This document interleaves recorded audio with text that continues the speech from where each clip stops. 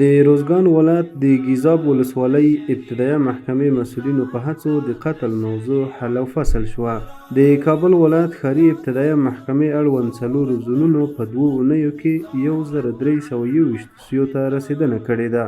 د بامیان ولایت د سیغان ولسوالۍ د ابتدایه محکمې د رئیس په هڅو د قتل موضوع حل او فصل شوه.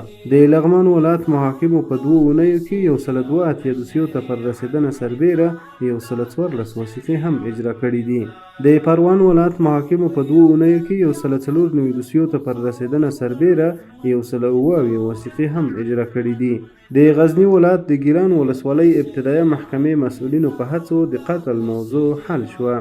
د غور ولایت محاکمو په 2 اونیو کې 290 دوسیو ته پر رسېدنه سربیره 119 وثیقې هم اجرا کړي دي. د هلمند ولایت د مرافعه محکمې د نوي رئیس محترم مفتي عبدالجلیل سفیان د معرفت غونډه وشوه. د زابل ولایت د مرافعه محکمې د نوي رئیس محترم شیخ غلام حضرت زاهدي د معرفت غونډه وشوه. د سترې محکمې د امنیتي او اجرایوي چارو رئیس ننګرهار، کونړ، نورستان او لغمان ولایتونو ته رسمي سفرونه وکړل. د زابل ولایت محاکمو په 2 اونیو کې 115 دوسیو ته پر رسېدنه سربیره 55 وثیقې هم اجرا کړي دي.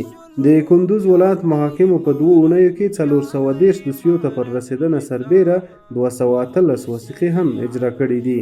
د کابل ولایت مرافعه د نشهیي توکو او مسکراتو څخه د مخنیوي او اختصاصي محاکمو په 2 اونیو کې 670 دوسیو ته رسېدنه کړې ده.